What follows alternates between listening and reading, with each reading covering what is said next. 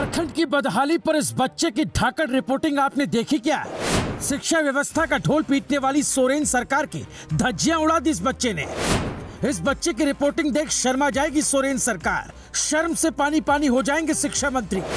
बच्चे के इस वायरल वीडियो में आपको दिखाएंगे सोरेन सरकार का असली सच। इस रिपोर्ट में हम आपको बताएंगे कि कैसे इस धाकड़ रिपोर्टर ने वो कर दिखाया जो बड़े बड़े पत्रकार नहीं कर पाते। पत्रकारिता का मतलब होता है सच, सच दिखाने के लिए प्रतिबद्ध होते हैं पत्रकार। लेकिन ये कहना गलत नहीं होगा कि आज की पत्रकारिता नहीं पत्तलकारिता हो गई है, जिसे ना तो सच से मतलब है और ना ही जनता के दुखों से मतलब है। तो बस टीआरपी से, जेब भरने से और सरकार की जी हुजूरी करने से। हम ऐसा इसलिए कह रहे हैं क्योंकि जिस सच को बड़े बड़े पत्रकार नहीं दिखा पाते, उस सच को एक नन्हे से पत्रकार ने दिखा दिया। सरकार को आईना दिखा दिया है, सरकार की पोल खोल कर रख दी है और उस नन्हे पत्रकार का वीडियो बड़ी तेजी से वायरल हो रहा है, जिसमें वो शिक्षा व्यवस्था की बदहाली को उजागर कर रहा है। शिक्षा व्यवस्था का ढोल पीटने वाली सोरेन सरकार का बैंड बजा रहा है। इस रिपोर्ट में हम आपको इस धाकड़ रिपोर्टर की वो रिपोर्टिंग दिखाएंगे, साथ ही बताएंगे कि व्यवस्था परिवर्तन का ढोल पीटने वाले सत्ता में आकर कैसे बदल जाते हैं। इस वीडियो को देखिए। ये वीडियो झारखंड के गोड्डा जिले का है, जहां पर एक बच्चा पत्रकार बनकर वहां के सरकारी स्कूल की व्यवस्था को उजागर कर रहा है। बता रहा है कि व्यवस्था की छाती पर खड़ा स्कूल बदहाली का पाठ सुना रहा है, लेकिन सरकार सुनने को राजी नहीं। एक बार आप ये वीडियो देखिए। आप देखिए उजागर बेटा, अब मैं बताता जा रहा हूँ मैं कहाँ पहुँचा हूँ। तो अब देखिए प्राथमिक प्राथमिक विद्यालय भिकिया चौक में पहुँचा हूँ। इसका मकसद क्या हुआ, मैं आपने कहा ये देखिए आप दिखाए कैमरा में इधर, जैसे कि मैं बता जा रहा हूँ स्कूल खुल गए, घर में सो गया है, खाली हाजिरी बनाने आता है इस स्कूल में। देखिए एक भी बच्चा नहीं है। बच्चे से पूछेंगे क्यों नहीं इस स्कूल में पढ़ने आते आप लोग, अब स्कूल में क्यों ना पढ़ने आते है भाई? स्कूल में पढ़ने तो पढ़ाते नहीं है, लेकिन करने भी बहुत तकलीफ होते हैं। और पानी का व्यवस्था क्या होता है? पानी वहाँ बहुत दूर जाने पड़ता है। और इधर देखा कैमरा मैन, इधर आ रहा हूँ, देखिए अभी लैट्रिन का व्यवस्था मैं बताता जा रहा हूँ कि इस स्कूल में लैट्रिन का व्यवस्था नहीं है। क्यों नहीं है ये बता रहा हूँ कि इस स्कूल में लैट्रिन का व्यवस्था करना चाहिए। क्या कर रहा है सरकार? ये देखिए क्या क्या है लैट्रिन में। अब देखिए यह है लैट्रिन, कैसा है स्वच्छ भारत अभी चल रहा है अभियान, तो कैसा है स्कूल है, बच्चे को बाहर भेजते हैं, कैसा है स्वच्छ भारत किसा कहते हैं हम लोग। और देखिए हम कैमरा में निशान दिखाइए, चापाकल भी अभी तक कोई नहीं हुआ है, चापाकल में अभी कोई नहीं हुआ है। देखिए पानी पीने व्यवस्था कहाँ आते हैं बच्चे लोग। यह देखिए जंगल है स्कूल में, कैसा यह सरकार है, कैसा ध्यान। अब इधर जा रहा है, अब बताता जा रहा हूँ।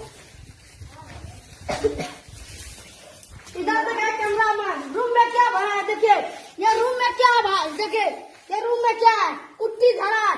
और देखिए कैमरा मैन इधर दिखाइए, देखिए इधर क्या है, रूम है, ये स्कूल का रूम है।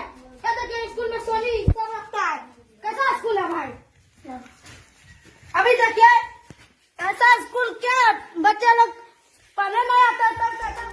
तो देखा आपने किस तरीके से ये बच्चा झारखंड के सरकारी स्कूलों का कच्चा चिट्ठा सामने ला रहा है, सरकारी स्कूलों की व्यवस्था की पोल खोल रहा है, बता रहा है कि सरकार के दावे हवा हवाई है, शिक्षा व्यवस्था दुरुस्त है। इस बात का दावा करने वाली सोरेन सरकार का असली सच भी जान लीजिए।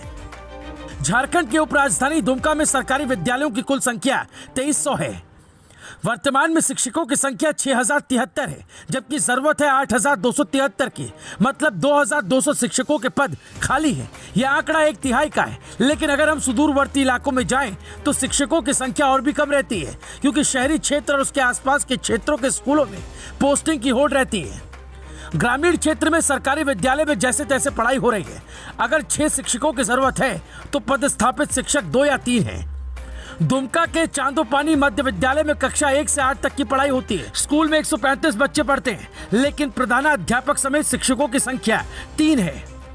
प्रधानाध्यापक को स्कूल प्रबंधन देखना पड़ता है, साथ ही साथ अन्य कागजी कार्रवाई करनी पड़ती है, तो सामान्यतः प्रिंसिपल क्लास नहीं ले पाते।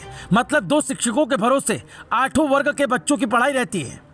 1 से 5 वर्ग के बच्चों को एक क्लासरूम में बैठाते हैं तो 6 से 8 को एक क्लासरूम में, क्योंकि 2 ही शिक्षक से सारा काम चलाना पड़ता है। अब आप आसानी से समझ सकते हैं कि किस तरह से बच्चों के भविष्य के साथ खिलवाड़ हो रहा है। जो पाठ्यक्रम कक्षा 1 के बच्चों का है वो कक्षा 5 का कैसे हो सकता है? जाहिर है इस स्कूल में पढ़ने वाले किसी भी बच्चे को सही शिक्षा नहीं मिल पा रही। धनबाद के प्राथमिक विद्यालय में विद्यार्थियों की संख्या 66, लेकिन सिर्फ 2 कमरों में 1 से 5 तक के बच्चों की पढ़ाई होती है और यहाँ के बच्चे आज भी बोरे पर बैठकर पढ़ने को मजबूर हैं।